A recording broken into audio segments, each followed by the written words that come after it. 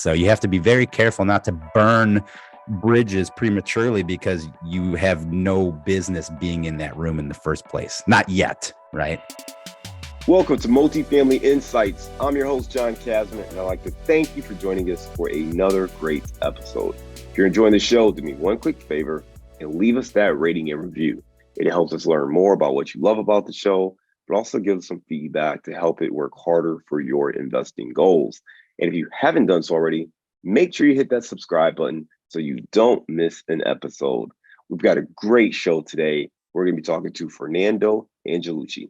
They say you're the average of the 5 people you spend the most time with. So if you want to grow as a multifamily investor, you have to spend more time with other multifamily investors. And an easy way to do that is to join our apartment investing mastermind group today.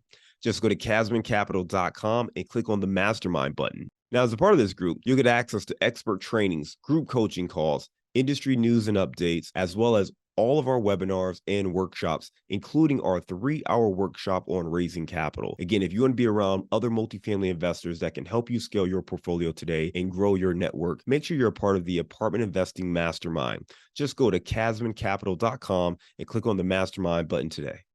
Fernando Angelucci has built a portfolio of over $220 million in self-storage assets across the country, all within the last 5 years. Now, he's diversified his investments between purchasing existing cash flowing assets, building ground-up facilities, and self-storage conversions of big box retail stores. Now, in addition to his own acquisitions, Fernando provides other investors access to off-market facilities at drastic discounts, capital for strategic partnerships, and opportunities for passive investors to participate in syndications. Let's welcome to the show, Fernando Angelucci. Hey, John. Thanks for having me, man. Absolutely. Hey, Fernando, I went over your bio at a very high level. Why don't you take 2 minutes and fill in some of those gaps? Yeah, absolutely. So started off in the real estate world like everybody else. Read Rich Dad, Poor Dad when I was 16 years old. And then right after college started flipping houses, buying rentals. And then slowly that got to, 4 flats and then 12 flats, things like that. I'm actually in Chicago is one of the areas that we held a lot of our rental properties. And that's a key point for why I transitioned out later. And then around 2016, started to get tired of, the three T's, the tenants, the toilets, the trash, especially because I was chasing yields. So I was buying properties in more challenging neighborhoods, just because I was trying to get, some double digit yields there. And one day after going through an 8-month eviction, and the tenant, give me the nice present of causing $25,000 worth of damage in the unit once she got taken out of it. I decided, hey, this is not worth the stress anymore. This is not the lifestyle I'm trying to build for myself. I want to do something that's less headaches, a little bit easier to manage and operate, and is a little bit more niche, which will allow me to scale faster. And so that's when I decided to start doing self-storage. With every new asset class that I go into, I typically will start by wholesaling the asset to see that, am I in the market? Am I able to sell these contracts to other individuals that have much more experience, much more capital than I do? After did a few wholesale transactions, and we bought our first self-storage facility in August of 2018. And then from there, just started to scale. We were growing anywhere between 200 to 500% a year. Very quickly ran out of our own capital and then our friends and family's capital. And then we had to start going to, retail investors. And then eventually now where we're at is dealing with family offices, wealth management companies, registered investment advisors, kind of those quasi institutional equity partners. Man, a lot of great lessons already. You talked about, starting out, reading Rich Dad, Poor Dad, the light going on, starting with some smaller properties, some duplexes, some fourplexes, flipping some houses, and then, had an eviction that took 8 months that really made you rethink your strategy. And ultimately you decided, hey, let me try a different asset class. You got into self-storage and have been able to grow that with your own capital, then you're working with, friends and family, then retail investors, and now up to kind of this institutional level capital. One thing that you talked about was that 8-month eviction and kind of that time frame of really stepping back and rethinking your investing strategy. For so many people, you there's this balance of continuing to persevere and stay committed and stay focused and continue to try. But there are a lot of listeners who are kind of running their head against the wall over and over and over. How were you able to decide that what I'm doing is not working? I should pivot as opposed to maybe I need to just keep working harder. Yeah. So this eviction took place in probably 2015, 2016 timeframe. And, I did all the things that you're supposed to do. You vet your tenants, you do all these things. But one of the pieces that you can't really factor for is when you buy properties that have tenants included, right? And because of most of the tenant laws around the country, especially in Cook County, in Chicago in general, as when you're selling a property, you can't tell your tenants that they have to leave, because they're accepted is the term that's used in the rental code in Chicago. So, I wanted the asset; it was producing great cash flow, but when I bought it, I had to take the tenants that it came with, and then typically that transition period of an old owner to a new owner can cause friction. And what happened to us was we had one bad egg in that 6 unit, and they started telling all the other tenants that, hey, don't pay. There's a new owner. And if all of us don't pay, then we can get away with it somehow. Right. And so unfortunately, the 8-month eviction, it occurred because the last tenant they were trying to get out, we were doing cash for keys. We were doing everything we could to just try to get the units empty. But that last tenant, they didn't want to take the cash for keys agreement, and they're what I call a professional tenant. They know all the little loopholes and all the little laws. They know what to, unplug and pull out of the walls before the inspectors come through to delay the eviction. So it was tough. And I said, listen, I did everything right. I did everything right on this deal.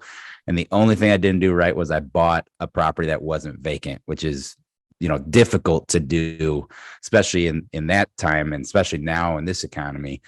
And I said, this is crazy. This is crazy that the way the rules are, it's stacked against me as the person that's providing housing and taking all this risk, and someone can really derail one of my investments and make me lose, 1 to 2 years of profitability just from this one situation. So I said, this is not the lifestyle that I want to build. When I read Rich Dad Poor Dad, I read some books subsequently as well about, lifestyle creation. And it's not about working, until you drop, because then what's the point? I wanted to spend time with my friends and family. I wanted to travel the world. I wanted to do things, not necessarily be on a hiatus, but work while I'm traveling and not have to be physically in a location, and allowing individuals to live in my asset. I didn't jive with that type of lifestyle that I was going for. I was trying to create. So I decided, hey, let's get out of habitation-based real estate and let's go into something that's more of a service providing type investment. And I came across 3 assets. It was data centers, mobile home parks, and self-storage. And then when I started drilling down onto those 3 assets to find the winner, data storage was thrown out almost immediately, just because the high upfront costs that are needed, as well as the high operational expenses that are needed. The second one was mobile home parks. On the face, it looked really good because, it's just lot rent. You don't actually have tenants. But in reality, when I started talking to a lot of the mobile home operators that I worked with, they said, hey, man, that's not the reality of this business. The reality of this business is you end up taking back houses a lot. And then all of a sudden, now you got a bunch of park owned homes that you have to rent out or try to do lease option to try to sell it again. And you're going to have tenants. And I said, okay, I'm out on that one. And all that left was self-storage. And with self-storage, the more I learned about it, the more advantageous I saw it was for the owner of the asset that was working for it. Easier management, very low break-even occupancies are needed to cover the expenses. There was no evictions, which was fantastic because it's not landlord rental law, it's lien law or property law. So you put your possessions into one of my storage units, and that de facto gives me a lien against those possessions. And if they don't pay, then within 45 days, I auction off the possessions and I have a new person in there. And one of the things that, again, from this previous story that I got triggered on was the amount of damage that previous tenant that was evicted was able to do in such a short period of time. With self-storage, it's concrete and steel. There's no drywall. There's no plumbing that you can pour concrete down. There's no cutting electrical cables in the wall with a circular saw. It's very, unless you're driving a vehicle into a self-storage building, there's nothing that you can really do to damage it. So a lot of reasons why I switched and decided to use self-storage to help build that lifestyle that I was looking for. I think there's a lot of great lessons there on just one, taking a step back and thinking about the lifestyle. And there's obviously nothing wrong with working with apartments, multifamily. We obviously focus on that, shows multifamily insights. That's the crux of what we do. Right. But I think it's important for people to understand like their own investing style. And if you're listening to Fernando, you may say, hey, you know what? Yeah, I don't want to deal with those 3 T's, right? Tenants, toilets, and trash. And one way to not deal with that is to pivot into a different asset. The other way is to invest passively and let somebody else kind of deal with those headaches and understand how they're going to mitigate and navigate those various situations. You talked about, making that transition from habitational real estate to, most of these are storage of some sort. But out of curiosity, you looked at self-storage, mobile home parks, and data centers. Did you consider retail or office or any other type of asset classes before locking on those 3? I did. Yeah. So we looked at retail pretty heavily. That was just a industry that I didn't want to get involved in. Again, because I was a wholesaler prior to going into self-storage, especially in the residential and apartment building side of things, I had access to a pretty large buyers list of about 5,000 investors. And so every once in a while they say, hey, this house is not for me, or this apartment's not for me, but if you get retail, let me know. Or if you get industrial, let me know. And so we put notes in our CRM about those people, just in case, one of those assets came across our desk. Bars and restaurants, I mean, the whole gambit. And so I asked them, what has your experience been? What do you like about it? What don't you like about it? And one of the things with retail that I didn't like is you have these macroeconomic forces that can be pretty tough on retail. So, the Amazons of the world, they're starting to close down a lot of the retail shops. But even those retail shops that are, let's say, not affected by Amazon, for example, you have a place that cuts hair or does nails or an accountant firm or something like that.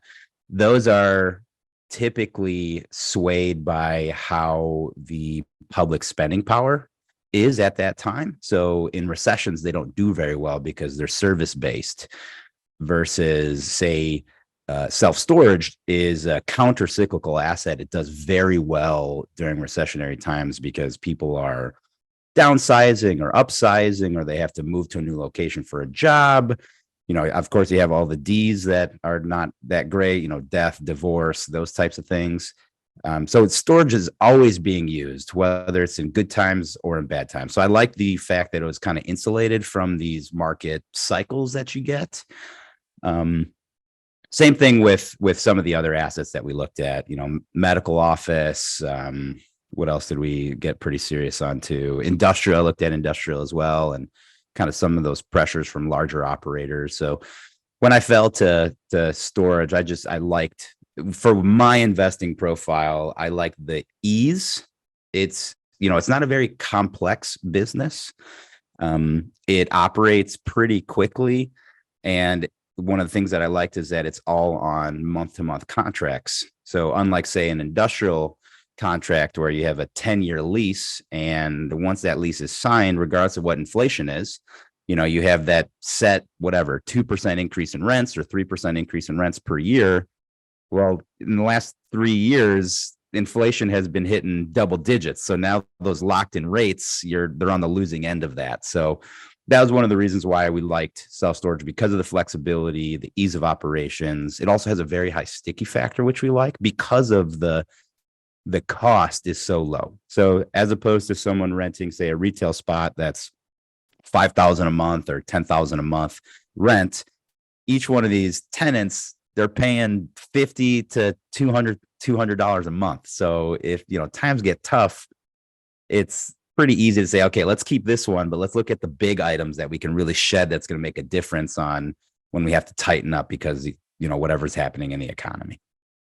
I think it's really helpful to think about the different asset classes and just going through that process for yourself, right? Understanding the pros and cons of industrial versus retail versus all these other asset classes. And there are a lot of options out there. So figuring out which one's right for you, it does take a little bit of exploration. And I thought you did a great job of, talking to other people in your network. And that's one of the benefits of networking and going to different events and building up your own database and being able to talk to these people. Hey, what do you love about this? What do you not like about this? And then figuring out for yourself, how does that match up with your own investor profile? So really great insights there. And I think that's something that anybody can apply for their own investing philosophy. One thing you said earlier was that one of the things you like to do when exploring a new asset class is try to wholesale it. So talk to me about kind of that wholesaling background in self-storage and how that's helped you kind of grow and find these acquisitions for your deals. Yeah. So, right off the bat, when we started that industry, we first reached out to our initial buyers list saying, hey, we're making a pivot in asset classes. Are any of you guys interested in, coming along with us on the self-storage side, or do you already buy or have interest in buying self-storage? Let us know. So that was right off the bat. Kind of had a built-in, much smaller list. I think of our 5,000 people on our original list, we only had like 200 or 300 that were interested in buying self-storage or had experience buying self-storage already. From that point on, then we started obviously making it known that this is what we do. We are the storage guys now, right? So going on podcasts, going to all the self-storage meetups. So just like how you can go to a RIA meeting or you can go to the Midwest Summit, they have the same types of thing for self-storage, right? So you have the Self-Storage Association, and that's the national association, but they also have the state association. So we went to the Illinois SSA, then the Iowa SSA, the Indiana SSA. Then we found out about a competing kind of conference circuit called Inside Self-Storage, and decided to start going to those and making it known that, hey, we're here to buy storage. We're here to sell storage, put us on your lists. We talked to every one of the brokers that we knew. And then from that point on, we just applied that same direct to seller marketing platform that we had for single family and multifamily to the self-storage side of the world. And it was very interesting. I thought a lot of the pieces would correlate, but turns out because of the typical profile of a self-storage owner, certain ways to reach out to these owners worked much better than others did. And it wasn't, in the single family, multifamily space, we did a lot of text messages campaigns, a lot of email campaigns, letters, dialing for dollars, that type of stuff, driving for dollars. And in the residential side, we found that the text message worked really well. The cold calling worked really well. And, direct mail is one of those things where you just did it because you had to do it. And if you weren't, you felt like you were missing out on deals. But the returns weren't usually as good as, say, like the text messaging as far as lead conversion goes. On the self-storage side, is the opposite. Text messages and emails basically got crickets. The letters crushed. And then we found, okay, what's the typical avatar? As we started getting more and more data, we realized that the typical avatar of a self-storage owner, they're typically on their second or third retirement. They're typically males that are over the age of 60, 65. Now, this is, again, not everyone, but when you're building an avatar for who you're going to go after, you want to get what is going to be the biggest swath of owners. And those people responded really well to handwritten letters. And then we said, okay, well, let's maybe take a professional, side of it. So instead of handwritten letters, we started sending out letterhead that was typed and looked almost like you were getting a letter from a bank. And then those started working even better than the handwritten letters were.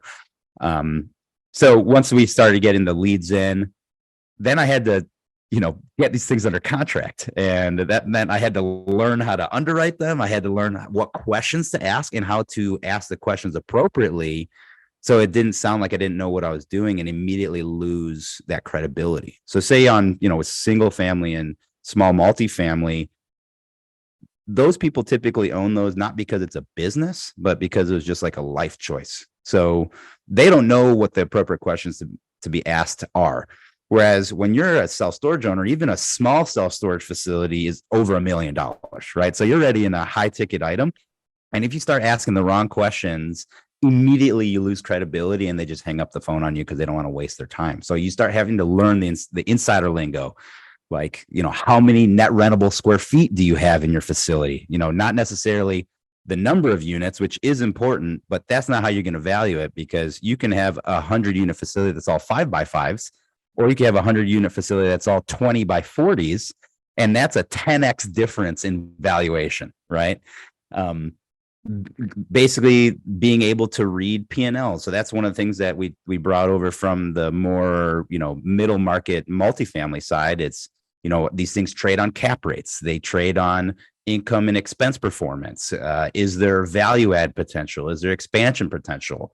Are you charging less than the competitors? Is there a delta there where I can come in without even spending $1 of CapEx? I can raise rents 20, 40, 60%, and all of a sudden my valuation goes through the roof, right? So once we started getting them under contract, then we started sending them out to our buyers list. And then that was really where the proof was in the pudding. If I can get a deal under contract and then sell it to someone for $200,000, $300,000, $400,000, $1 million, $2 million more than I got it under contract for, and the person buying it is a seasoned professional, has been doing it for 10, 20 years. It's like, okay, now I think I'm ready to start buying them myself as well, right? That's where I was getting that positive feedback. So I really like the industry. And the nice thing about it, again, one of the things that was hard for me on the smaller asset-based side of things was the amount of transactions I had to do to make the same amount that I'd make in storage. So let's say when I was wholesaling single family homes, we were doing about 70 wholesales a year to net about $1 million to $2 million in wholesale proceeds. And that's because we were in a good market like Chicago, where you have expensive houses. If you're in a secondary, tertiary market, to make $1 million net, you have to really have 200, 300 transactions a year.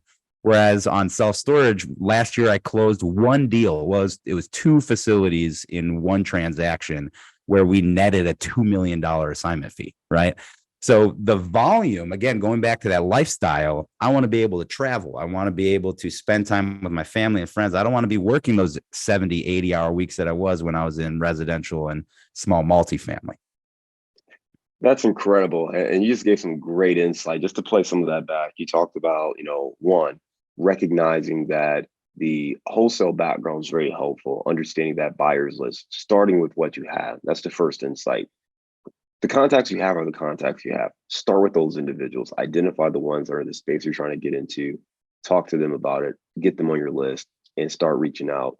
Once you have that information, really starting to learn and travel and get in front of these groups, attending events, meetups, conferences, all these different things getting added to these lists, starting to see deals and opportunities, underwriting these deals and opportunities, and then figuring out how to cold call or reach out to get these people, and then recognizing what's working, what's not working. You said in the multifamily space, in the residential space, phone calls, text messages, direct mail and stuff worked pretty well. But when it came to self-storage, the letters, particularly the handwritten letters and the more business officials type letters, those worked really well and got you responses. And I think that important difference for a lot of people is that when you're scaling into commercial real estate, whether it's commercial multifamily or commercial self-storage, these are pretty much professional owners.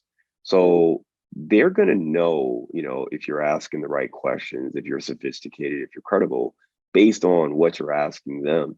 And they may just hang up the phone on you if they don't feel like you're worth their time. So you definitely want to learn what questions to ask, how to ask those questions, how to underwrite the deals, and how to find opportunities. The big thing, though, is that the margins on just the wholesale side are incredible. You mentioned getting up to $1 million. And in fact, last year, getting a $2 million assignment fee for just finding a great deal and being able to wholesale it.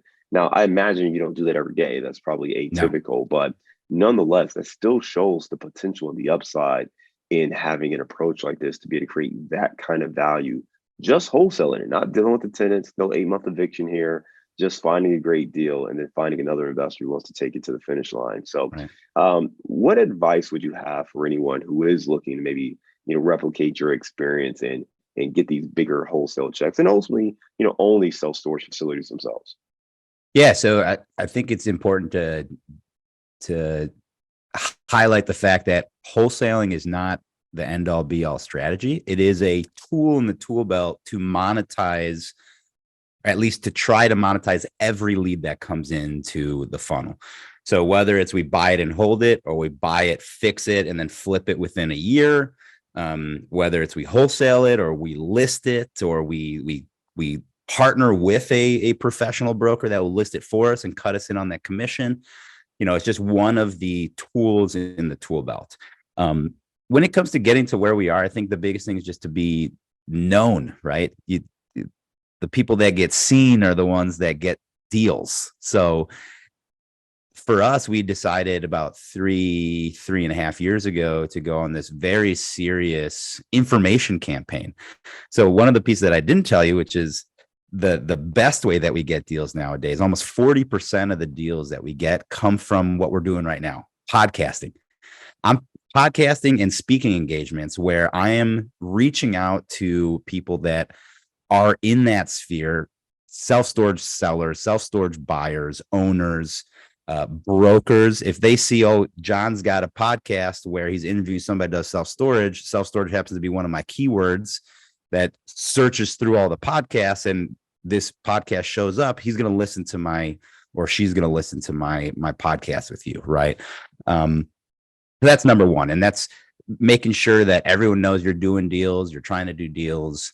And the biggest thing is, in this space, there is a big bullshit detector type of, mind space. So if you're not someone, that's done $200 million in self-storage, don't tell people that, right?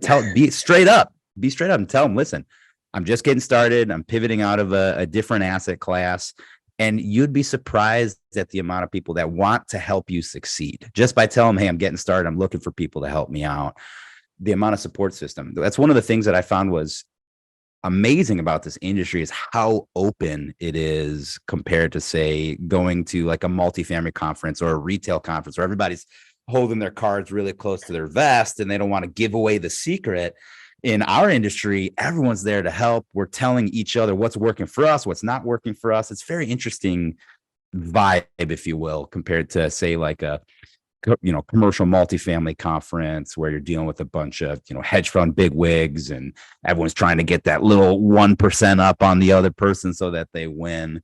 So that's, I think, is the key, is being known. Obviously, get educated, understand what you're doing, become a professional, but go out there, put yourself out there.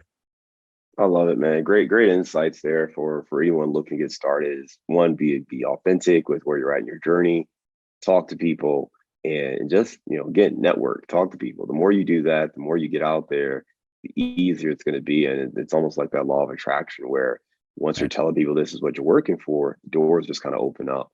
You scaled big time over the last 5 years, right? You built this $220 million plus portfolio. Scaling is a challenge for a lot of people. Can you talk to us about how you manage that from a personnel standpoint, and then also how you manage that from a capital raising standpoint? Yeah. So I think the first thing to realize is that, our business basically has three businesses within itself. So the first is we're a marketing company. So we have to build a massive marketing funnel, or even better, a marketing platform that covers multi-channel approaches. The second business is the actual business of self-storage. So the operations, the management, the fulfillment, if you will. And then the third business, which is the one that is truly the key to the success of the company, is you need to build a capital raising company. You have to basically become your own capital raiser, or obviously you can hire these parts out, but it's always important to to understand the role that you're hiring out first and have first-hand knowledge to make sure that people aren't taking advantage of you, or that you are getting the service and quality level of fulfillment that you expect. So, we talked a little bit about the marketing side of the business. Let's talk about the capital side. Self-storage is very capital intensive as far as, the money that's needed, just because of the deal size, right? We're working on the small side, $1 million facilities. On the larger side, you're looking at $15 to $20 million single facilities. Now we're doing like portfolio deals where we're doing 5 or 6 self-storage facilities that total, 100 million, 120 million. That most likely you don't have that amount of equity in your network. So number one is first to, use leverage, go out there and find the type of lenders that are going to work with you on these projects. Your residential lenders, they're not going to be the ones that work with us. This is going to be more of like a middle market style lender, someone that understands commercial real estate, understands that there's going to be multiple equity investors. You're going to have a lot of limited partners, and those limited partners are not legally allowed to sign on the debt. Small local banks don't understand this. And if anybody has over 18% ownership, they're going to want to know everything about that person, including their blood type and diseases they're susceptible to, right? And that's just not how our business works. So making sure you're in the right debt conversations and getting the types of leverage that you can get for these types of assets. The other piece is the equity piece. So as we kind of alluded to in the beginning of the podcast, first we started with our own capital that we happened to, exit out of our single family, multifamily, also built up some capital wholesaling. So that was quickly washed up very, couple deals, and then we were done. And then we went to our kind of immediate circle of trust, which is friends and family, people that they're giving you money because they trust you. They trust John, not because they think it's a good deal, right? They don't know anything about the deal. They don't know anything about real estate typically. From that point, you very quickly tap those people out as well. And then you have to start going towards kind of high net worth individuals, or what I call, retail investors or country club investors, right? Play golf. They got maybe $1 million they want to play somewhere. They're not going to use it all in one deal. They maybe start with 50 or 100,000 for your deal. And all of a sudden, you get them a solid return, and then they start bragging to their friends because their friends said, "Oh, I made 8% in the stock market." And he's like, I made 20% investing with Fernando, or 25, or what have you. So then you start getting friends of those retail investors investing, and that's basically what you're using these people for, is to build up your track record sheet. Because once you make the shift into the quasi institutional capital, the family offices, the wealth management companies, the registered investment advisors, they don't care who you are. Doesn't matter if you're, the best thing since sliced bread. They don't care. All they want to see is track record. How many deals have you opened and closed?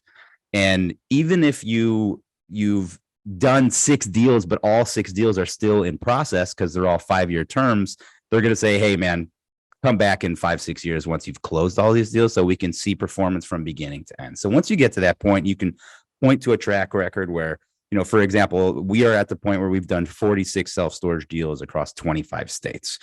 Many of those are now open and closed. Now, these larger institutions that have a really rigorous due diligence process, it can take up to 6 months. They're going to dig into everything. They're going to request settlement statements from the purchase and sale. They're going to request distribution payouts to the investors to see that the IRRs that you're saying you're going to get, you've actually been able to accomplish in the past. And then so that's kind of the stage I'm in. And then once you've had a little bit of success with those, what I call quasi-institutional investors, that's when you can finally elevate to the true institutional capital, which is, the sovereign wealth funds, the insurance companies, but those guys, they're going to want to see, on the bare minimum, 10 years of open and closed track record, if not more. So that's kind of, I see as the normal progression of the equity raising side of the business. And you have to be very cognizant of where you are in that process, because if let's say you're still on the friends and family phase, and then you go to an insurance company, all of a sudden they're going to laugh you out of the room. And then by the time you're ready to be with the insurance guys, if it's still the same people they talked to before, they're going to remember that you wasted their time, and they're not going to take that meeting again. So you have to be very careful not to burn bridges prematurely because you have no business being in that room in the first place. Not yet, right? Yeah, and I think it comes back to understanding what they're looking for and making sure you're prepared for those conversations. But you can always scale, whether it's your own capital, friends and family offices, and other, private lenders. There's lots of ways to grow and scale, but it also takes a mindset, and I think you obviously have it. It's you can call it an abundance mindset, but you recognize what the challenge was and you address that challenge, as opposed to feeling like, oh well, I just can't do it. No, it's like, well, we can't find deals right now. Well, how do we do that? We need to do this way. We need to try that. We need to try this. And I think having that mindset of how can I do this, that opens up so many doors for people that it just requires the right mindset. So if you can do that, then everything becomes an option for you. We had a lot of great things, Fernando, today. We are running a little bit short on time, but I do want to make sure people know how they can learn more about you and your company. You can go to SSSE.com. That's 3 S's and then the letter E.com, short for self-storage syndicated equities. So be sure to check out Fernando there. Right now, we're going to go to our round of insights. Fernando, give me a failure or an apparent failure that sets you up for later success. Yeah, so I have a very interesting one. I've spoken at length on this multifamily deal I did. I was on another podcast. I think it's called How to Lose Money. So I literally talked about this one deal. We had a deal where we were in the hard money lending space as well in the past. And someone came to us with an apartment deal or 2 apartment deals in Indiana. It was a very short timeline, and that caused a lot of rushing, which is number one issue. If you don't have the time that you think you need to do due diligence, right there is a reason to say, hey, you know what? We're not going to be the right people to do this. But the interest rate that the borrower was willing to pay seemed very good. It seemed like the juice was worth the squeeze. So we made a ton of mistakes. This was probably in 2020 or 2013, maybe 2012, 2013. We lent on these 2 7-unit apartment buildings in a place called Rushville, Indiana. And the assets that we lent on, we trusted the borrower's reports as opposed to getting our own third-party reports ordered, and as well as going out and seeing them ourselves with our own eyes. So that borrower immediately defaulted, and then we ended up having to take over the project. And that was a nightmare for many reasons. One of the buildings was infested with a endangered species of bats, so you couldn't exterminate them. You had to remove them. It was a crazy mess. We had to deal with the city. Turns out the previous owner was a slumlord, and the city had been trying to knock them on all these violations, but he would just keep tying them up in court. And because it was a small city or township, they were never able to really get successful with that. So they would just always drop because they didn't want to deal with the legal charges and time.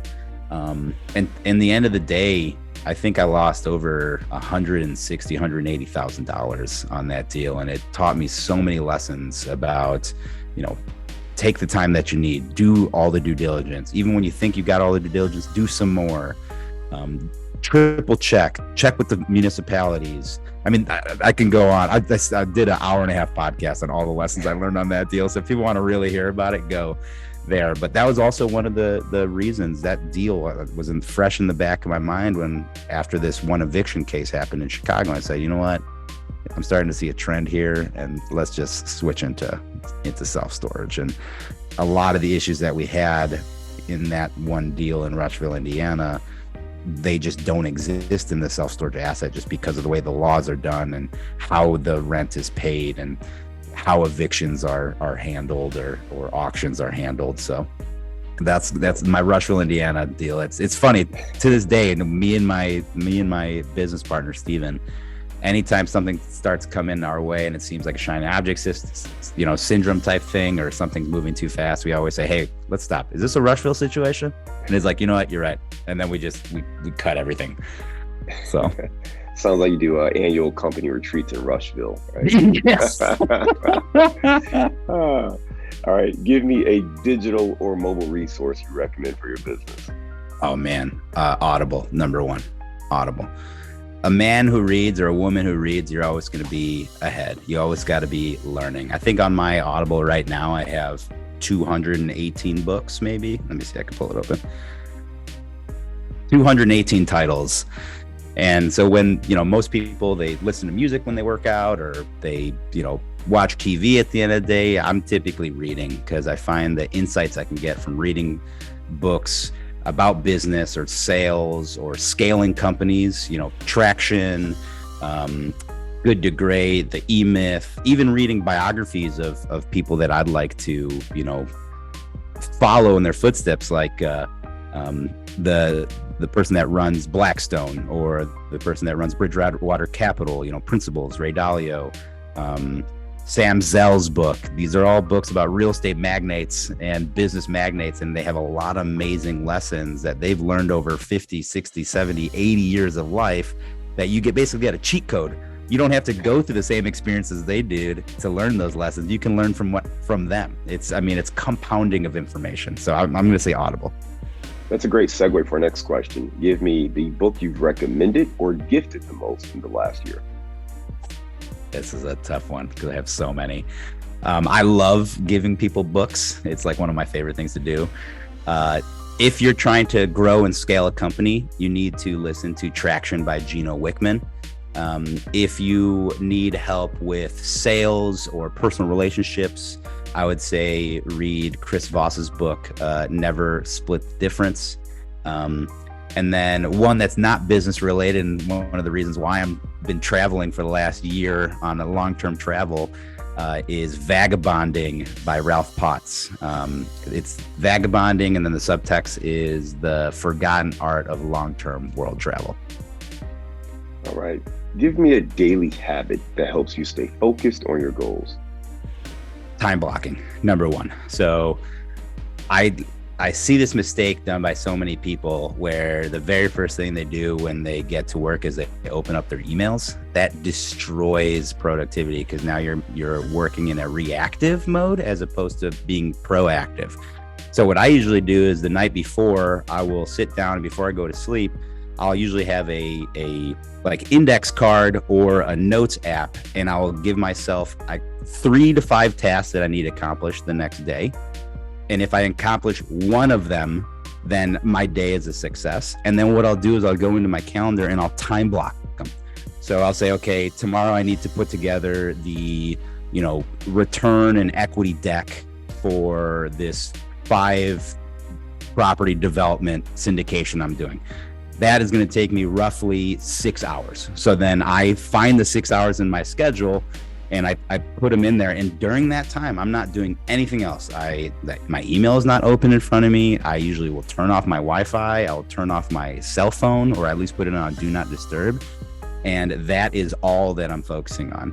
Another way to stay super focused while you're doing that is to use the Pomodoro method. I don't know if people are familiar with this, but it's a way to stay at peak productivity without dragging off. So typically you work for 25 minutes, and then you have a 5-minute break, and then 25 minutes, 5-minute break. And then you do that 3 times. And then on the 4th break, instead of being 5 minutes, it's 25 minutes. And you have to do something that is not work related, because you need to let your brain de-stress. So I'll go walk, or I'll, get on my phone and look at Instagram, something that is just not work related at all, just to refresh myself. And then once the timer goes off again, you go right back into that time blocked activity that you have. All right. Give me the number one insight for building a self-storage portfolio. Relationships are huge, especially in this business. Real estate in general is a very niche industry, but within that niche industry, self-storage is extremely niche as well. So you got to realize that every person you see, you may see again. Never burn bridges. And you kind of hit the nail on the head a little bit earlier in the podcast, talking about abundance mentality. Just because it seems like you may be helping out your competition, in the current, day. That's not actually what's happening. You are being a resource for that person, and they're going to remember that. And it may not be today or next week or next year. It may be 3, 4, 5, 6 years down the road, but that person is going to re-enter your life, and they're going to remember that kindness that you did, and it's going to come back to you tenfold or 100-fold. No, I love it. Listen, let's lighten the mood, man. You're still technically Chicago based, even though you're traveling around the world. Give me your favorite place to grab a bite to eat. I'd have to say in southern Brazil, there are these churrascarias. So they are these places where you sit down and they bring out just waves of meat that they cook on skewers on these fire pits. So I'd say that's probably going to be my best. They have some in Chicago. I think you can go to Fogo de Chão, or I know there's a couple of Texas de Brazil's another version, but if you're going to eat it, you might as well just go to the source where they created it, right? There you go, man. Listen, I may or may not have done a couple birthday celebrations at some of those places. So love it. Listen, great conversation, Fernando. Just really appreciate you sharing your journey going from kind of the residential side to multifamily, realizing that really wasn't the right strategy for you based on the lifestyle you wanted to live, moving over to self-storage, and just sharing just what it takes to grow and scale, both from kind of a mindset perspective, sourcing and finding deals and opportunities, and then scaling where you can raise capital. Again, that $2 million acquisition fee or assignment fee stands out to me as just how much value you're able to create by taking this approach. So kudos to you and your team. Again, if anybody wants to learn more, they can check out your website, ssse.com. That's 3 S's followed by an E.com. Fernando, thank you again for being a great guest and coming to Multifamily Insights. We look forward to staying in touch with you, and hope you have a great day. Thanks, John. I really appreciate it.